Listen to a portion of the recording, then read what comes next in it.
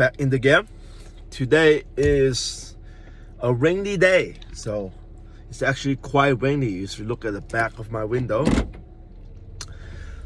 And today is another exciting day. We are going to another event in SF. It's a founder and investor AI event. The event lasts for 2 hours, 3 hours. I'm heading out a little bit late today, but intentionally, because you want to, when you got there, ideally everybody's there already, so that would be best. You can talk to people there, so that would be great.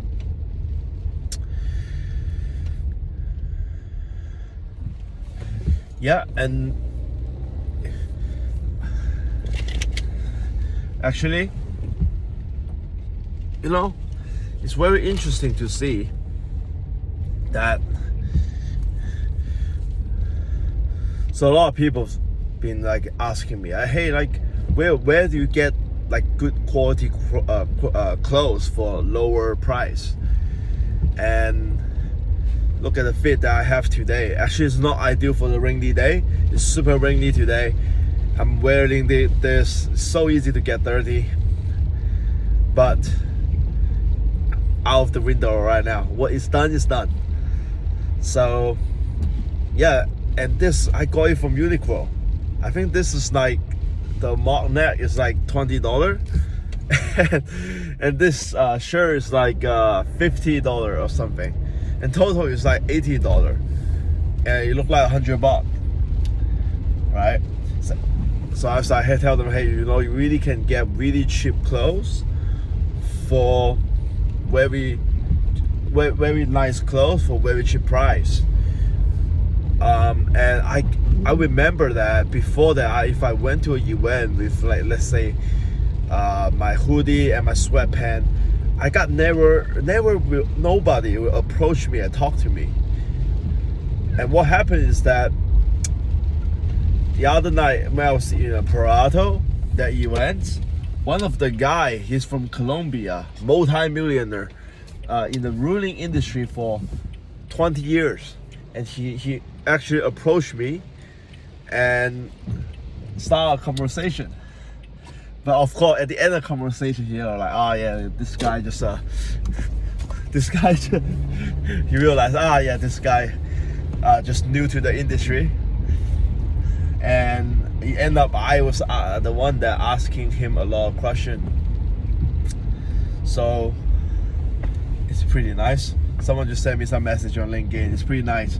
Actually, meet a bunch of interesting people, and then we set another meeting with this investor. He's super nice. He's very chill. The guy is very chill. And we set up a meeting with him on this Friday in his office. So, and we just met the other night in the Palo Alto event. Random as hell, but it's so nice. It's so positive energy in the area that you can really talk to people, right? But just want to cut the bullshit or anything. Like, the reason that we were able to set up that meeting with him is that when I first met him, I actually told him the most valuable piece of information that I know from my years experience at marketing. And I told him straightforward. I told him exactly what it is. The exact same recipe that sometimes I might charge my client for a couple $1,000 to do and a couple months to do. I told him exactly the recipe, and the guy was smart enough. He's very smart. He never heard about this method before, but he's smart enough to recognize this is a big deal. So he understands, hey, this young guy, he have something to offer, and he's driven. So why don't we just set up a meeting with him? And the meeting really is not much goal, no agenda behind it. You just say, hey, let's link up sometime. That's it.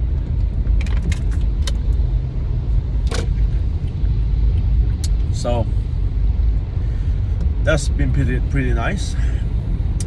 Actually, that's two things I want to share today. If you are going to networking event like me, if you're very driven and want to learn more, or if you just like got beginning of the industry like myself, just graduate college or whatever, the first thing that I learned yesterday was that impressed me the most is, so you can actually email one of the professor. Let's say you can email a professor in any AI lab, especially at UC Berkeley or at Stanford place. So one of the personal friend and a PhD student, and he also a founder that work in Bear AI at Berkeley. So he told me that yesterday actually. So he told me that you can actually send up an email, tell them why you want to be there, tell you that what will you learn if you want to be there, and then you literally write them a letter, and you can actually sit in one of their AI lab. You can actually go there and audit or potentially help out one of their for the professor's project. And that was mind-blowing to me, because sometimes this information be considered as like classic information, right? Be considered as, right now the AI boom, and a lot of those first-hand research, they are done in labs like UC Berkeley, like Stanford. So a lot of them is like that, but it's mind-blowing to me, and it's first time that I know you can actually just tell them that, send them an email, tell them who you are, earn, and then you can actually get into the lab, right? But if you are a student, you will be better. But if you are not a student, you tell them, hey, I graduate from XYZ. I always just say you are a student, because you are always a student. You are a student of life, so you always be learning. And and that's the first thing I learned. So it's very cool. If I have more time, I would probably just email a bunch of AI professor at Berkeley, and you will see me walking in the most advanced AI research lab every single day at Berkeley, without being a PhD AI student, which the barrier of entry is high, right? So it's very interesting to see. And second thing that I was told by his board, he's a board member from NVIDIA, Professor Berkeley. She told me that her company right now is hiring. Why they're hiring? Because they want an AI engineer, and the reason for that is that they're building some kind of product, right? But what they are building require what they call a multi-agent whatever perspective. So I need to dive deeper into this, but essentially is that I was told right now the AI, let's say OpenAI, the LLM, the big language model, they have their limit, right? And that limit is very smart right now. If you type anything into ChatGPT, it's very smart. And that limit to improve is very small. The room of improvement is very small in there. So where the biggest room improvement right now in commercial use and business use is that you combine multiple AIs, you combine multiple AI agents together to handle a task. So basically, you have multiple agents, right? I think they talk about this a lot. Multi-agent, but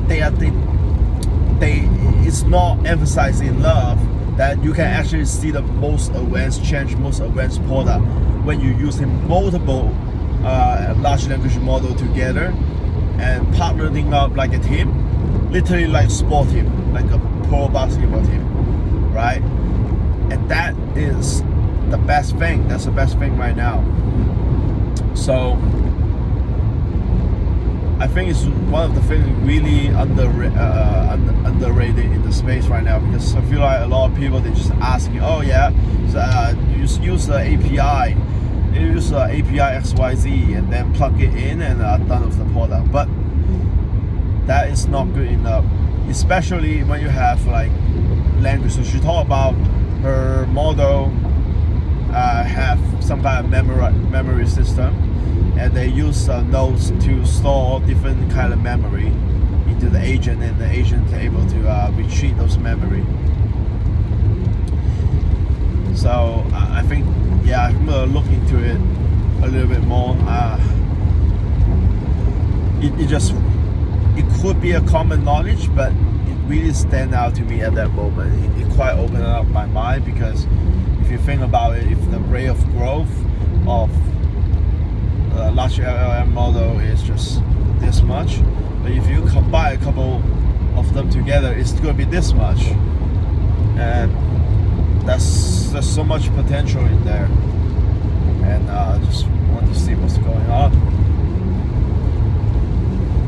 But yeah, I think that's pretty much it for right now, because so right now I'm heading into the meeting. We're gonna meet up with a couple of friends at Berkeley, and we're gonna drive together to San Francisco to attend the event, and I will share with you what I learned later. Sounds good. Peace out.